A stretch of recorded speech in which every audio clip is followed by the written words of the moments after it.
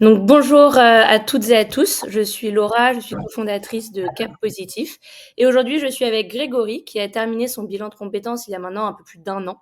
Donc déjà, merci beaucoup Grégory de prendre le temps de nous partager ton expérience de transition professionnelle. Tu es aujourd'hui professeur de mathématiques au lycée, mais ça n'a pas toujours été le cas et donc nous allons revenir au début de cette, transition pour mieux comprendre ton parcours, les différentes étapes de ta reconversion, quels ont pu être tes doutes, mais aussi les leviers qui t'ont permis de trouver et de t'épanouir dans cette nouvelle voie. Et donc première question, voilà, est-ce que tu peux nous expliquer un peu quelle était ta situation avant de commencer Cap Positif? Alors bonjour à tous, donc je suis Grégory, je vis sur Avignon. Donc avant Cap Positif, moi j'ai d'abord eu 2 diplômes, parce que j'étais dans un cursus, très, performant quand j'étais plus jeune, à la recherche, du bonheur tel qu'on me l'avait inculqué plus jeune, c'est-à-dire, faut avoir un gros poste, un gros salaire, une grosse maison et cetera. Donc j'étais plutôt dans cette optique-là quand j'étais plus jeune. Donc j'ai un double diplôme d'ingénieur et école de commerce. Et donc, j'ai travaillé comme ça une quinzaine d'années en tant qu'ingénieur, en tant que responsable commercial, en tant que directeur dans des grandes boutiques comme Engie, par exemple, qui a été la dernière, en fait, avant que je sorte, on va dire, du circuit. Euh, et donc, ce qui s'est produit, c'est qu'en 2018-2019, donc j'ai été diplômé moi, en 2005, donc après une quinzaine d'années, donc, comme je l'expliquais, j'ai commencé à avoir des premiers signaux, on va dire, alors, on parle beaucoup de burn-out, on parle beaucoup de dépression, on parle beaucoup. Bon, moi, je pense que c'était surtout une espèce de fatigue psychologique et un manque de sens, surtout criant. Et donc, c'est ce qui s'est passé en 2018-2019. Et là, j'ai voulu créer une société. Donc, ça a été un espèce de deuxième déclic, juste après être devenu papa aussi accessoirement en 2018, ce qui a été, on va dire, peut-être le vrai premier déclic. Deuxième déclic, j'essaie de créer une société. Mais là, je me rends compte qu'en fait, il faut que je joue encore avec des règles du jeu que j'accepte pas, c'est-à-dire emprunter de l'argent à des banques, faire allégeance à tout un tas de gens que j'ai pas envie de forcément côtoyer. Donc, un vrai problème avec mes valeurs profondes, même si ma boîte était très orientée, déjà à l'époque assez responsable. C'était une société qui était censée aider les agriculteurs en difficulté. Donc, il y avait déjà du sens, mais avec des règles du jeu qui étaient encore celles du capitalisme et qui correspondaient pas forcément à celles que j'avais envie de respecter. Et donc là aussi, ça a été un échec d'une certaine façon, même si j'en ai tiré plein de choses. Et donc là, on se retrouve 2 ans plus tard, un peu à la case départ, avec des problèmes de santé aussi qui se sont déclarés entre-temps.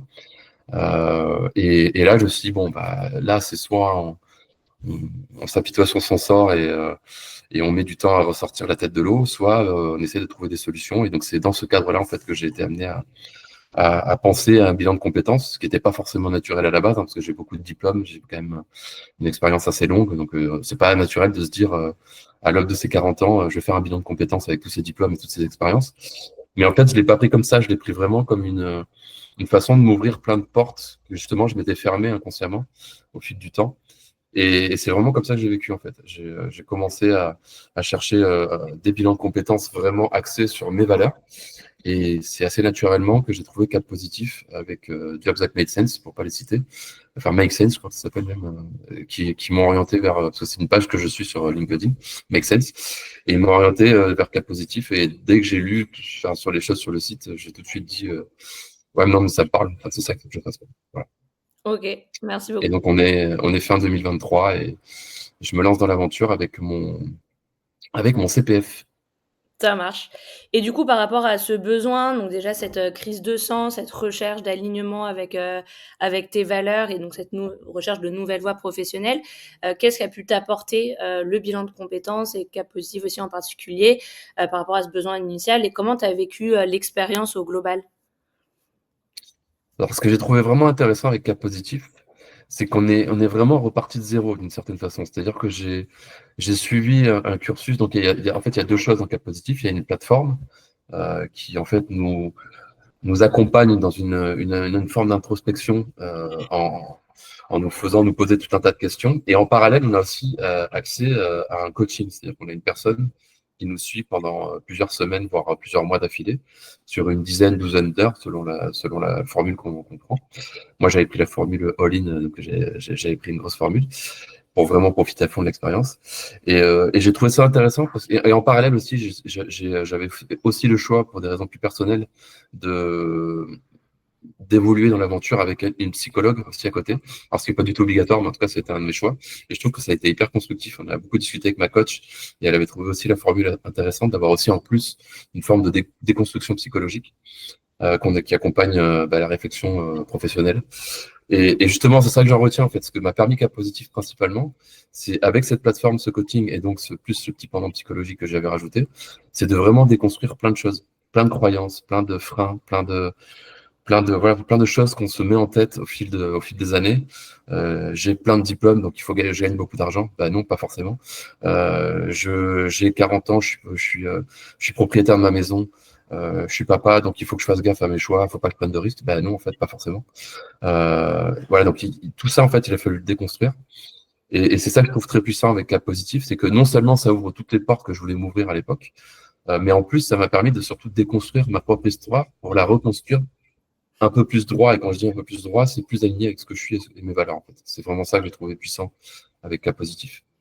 OK, ça marche et du coup, quel est on a hâte de savoir le projet professionnel, tourné vers l'impact positif, aligné avec toi-même et tes valeurs que tu as pu, élaborer au fur et à mesure du Mm. programme, et que tu as défini à la fin de Cap Positif?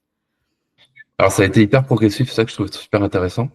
Alors, encore une fois, je répète, hein, j'étais parti dans le Cap Positif dans une optique de curiosité, mais pas forcément dans une optique de reconversion. Moi, je voulais juste faire un bilan de compétences. Et même à la base, pour tout dire, je voulais garder à peu près les mêmes jobs, mais dans des boîtes un peu plus responsables. Donc, une fois qu'on a dit ça, on a tout dit, on n'a rien dit, quoi. Donc, c'était pas très clair. Et c'est ça que je trouve intéressant avec la plateforme et la coach, c'est que justement, on est vraiment allé chercher des trucs qui matchent avec ce que je suis. Et donc, il y a trois jobs qui se sont profilés. Un qui n'était pas trop éloigné de ce que je suis, c'était consultant dans tout ce qui va être réflexion écologique, donc bilan carbone, biodiversité, etc. Donc ça, c'est quand même assez proche de mes anciens jobs dans la philosophie. Une deuxième piste qui était plus le monde associatif.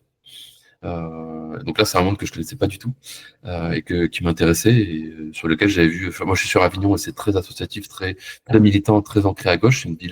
C'est une ville de gauche. Donc voilà. Donc forcément, ça pouvait être quelque chose d'intéressant aussi d'un point de vue local et territorial pour moi. Et ça collait avec mes valeurs. Et il y a eu ce déclic un peu en cours de route, mais complètement par hasard, du métier d'enseignant. Sachant que c'est un hasard, mais en même temps, ce n'est pas un, parce que depuis toujours, moi, je donne des cours. J'ai donné des cours assez jeunes quand j'étais en école d'ingénieur. J'ai donné des cours ensuite quand j'étais un jeune travailleur. J'ai donné des cours aussi plus récemment à la fac, quand j'ai créé ma société pour arrondir les fins de mois, parce que forcément, j'arrivais pas à me rémunérer. Donc, j'ai donné des cours à la fac. J'ai toujours donné des cours. Mais paradoxalement, je me suis toujours interdit d'une certaine façon, et ça, c'est ce que j'appelais la déconstruction tout à l'heure. Je me suis interdit vraiment au sens propre, c'est-à-dire que je ne l'ai même pas envisagé de devenir enseignant ou de devenir formateur. Et donc, j'ai commencé à l'envisager avec Cap Positif. Et ça s'est de plus en plus concrétisé au fur et à mesure qu'on a avancé dans le cursus avec la plateforme et la coach.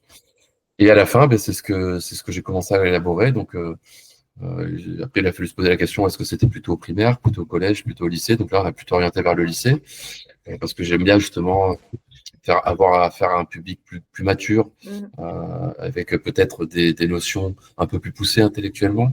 C'est pas péjoratif, hein, ce que je dis, c'est vraiment un choix personnel. Et donc voilà, d'une certaine façon, ça m'a permis de me dire, ok, enseignant au lycée, c'est une bonne chose. Après, il a fallu choisir parce que je suis plutôt un scientifique, donc entre physique, chimie ou maths. Et donc voilà, donc on a continué à réfléchir et ça se finit par être mathématique. Et donc c'est ce qui a été décidé à la fin du parcours. J'ai tenté ma chance en me lançant, en postulant, donc d'abord dans le public, puis dans le privé. On pourra peut-être y revenir sur les raisons de pourquoi je suis dans le privé maintenant, en tant qu'enseignant en mathématiques sur Avignon, voilà, au lycée. OK, c'est beau projet et du coup, comment tu as mis en place parce que là, on a un peu de recul maintenant. Comment tu as mis en place ce projet? Est-ce que tu as rencontré des freins? Est-ce que tu as eu des doutes? Est-ce que, tu as justement expérimenté des leviers et où est-ce que, tu en es aujourd'hui par rapport à ce projet que tu as, défini à la fin du programme? Clairement, il y a eu beaucoup, beaucoup de freins, beaucoup de doutes, on va pas se mentir. On a 1000 raisons de ne pas changer, hein, c'est toujours pareil. Mais justement, le travail que j'ai fait de déconstruction m'a permis de dépasser plein de choses. Enfin, typiquement, le fait que les profs sont très mal payés. Si on déconstruit pas en amont le fait que le salaire, ça fait pas tout, on peut pas avancer sur ce point. Les profs sont très mal payés, on va pas se mentir, hein, Et il suffit de taper 3 requêtes sur Google ou sur ChatGPT pour savoir que les profs sont très mal payés. Donc, j'apprends rien à personne. C'est un monde qui est assez particulier, le monde des professeurs. Les élèves aussi, là, on est dans un monde qui est particulier aussi. Hein. C'est le choc des générations. On a 20 ans d'écart, plus de 20 ans d'écart. Il y a aussi certains vont dire que c'est pas, ils sont moins intelligents, ils sont moins attentifs, ils sont pas. Il y a mille raisons de se dire c'est pas le bon choix. Donc ça a été très progressif. Et en fait, comment j'ai fait pour vraiment m'ancrer dans la réalité et me convaincre qu'il fallait que j'avance? En fait, je suis allé voir des gens, je suis allé rencontrer des profs.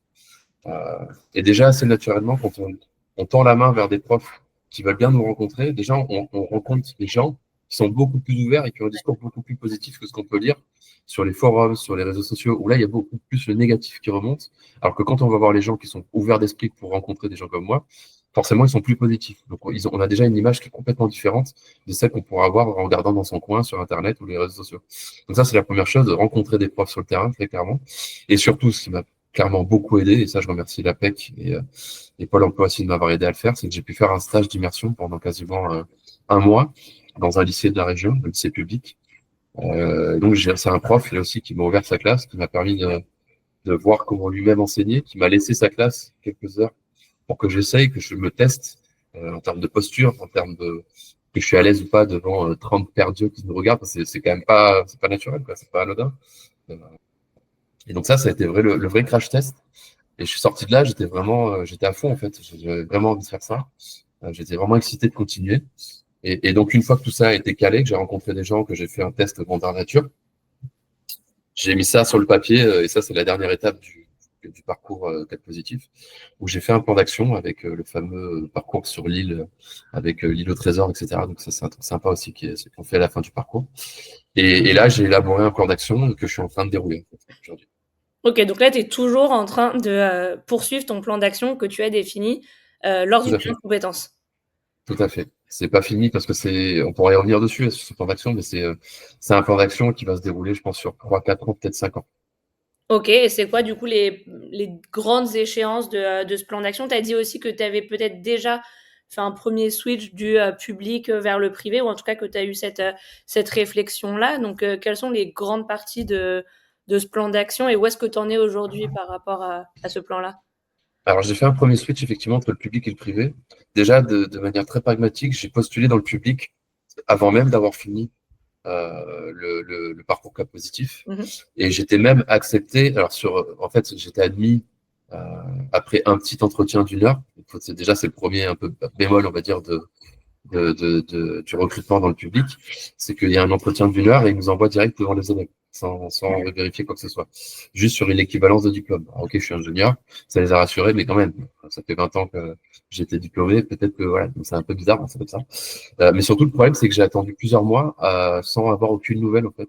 On entend partout qu'on est en pénurie de profs, et en particulier de maths. Et j'ai pas eu de proposition pendant des mois et des mois, jusqu'à mai, juin 2024 où là, j'arrivais en fin d'année scolaire et je me suis dit, bon, bah, c'est pas possible, en fait, il faut que je trouve quelque chose pour la rentrée, parce que sinon, ça allait me mettre en difficulté, moi aussi, d'un point de vue financier, notamment. Et donc, c'est là que j'ai décidé de postuler aussi dans le privé.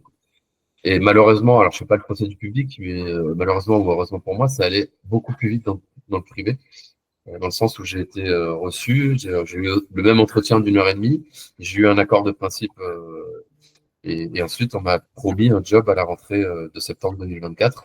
Et c'est ce qui s'est passé, en fait. Donc ça a été la première étape, trouver un job donc de remplaçant, parce que pour l'instant, j'ai pas mon CAPES, donc je suis pas diplômé, j'ai pas le bon diplôme, on va dire. Donc je ne peux être que suppléant ou remplaçant. Donc j'ai ce job un peu précaire pour le moment, mais qui me permet aussi de changer d'établissement. Ça, c'est ça qui est cool aussi, ça permet de voir plusieurs équipes, plusieurs pédagogies différentes, plusieurs chefs d'établissement, donc c'est ça qui est aussi intéressant.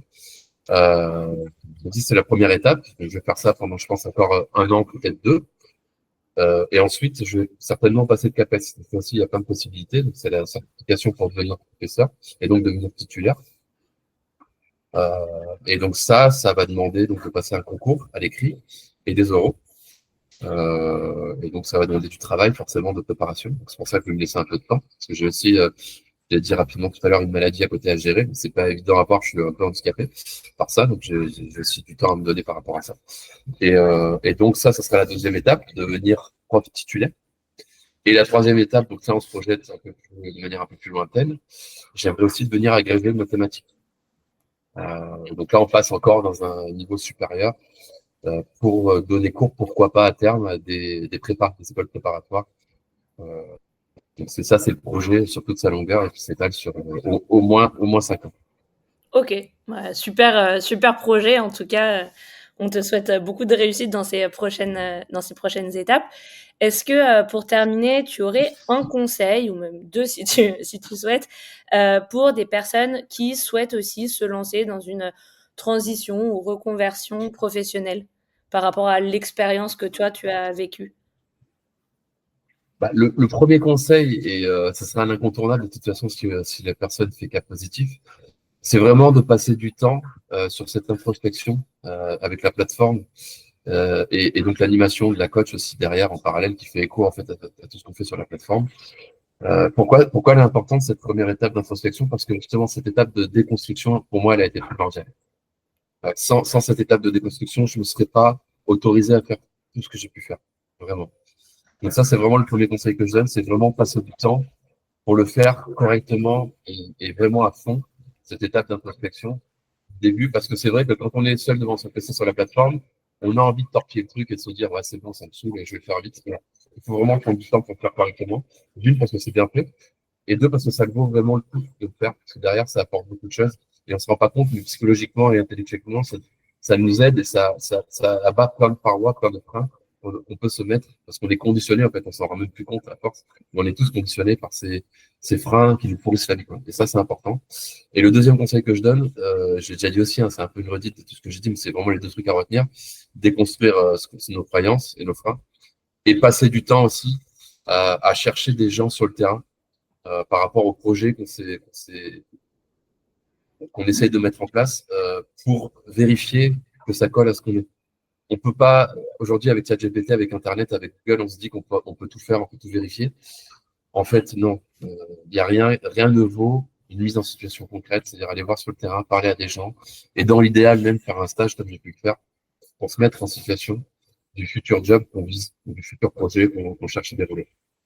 C'est vraiment les deux trucs qui, pour moi, ont été primordiaux dans ma reconversion réussie.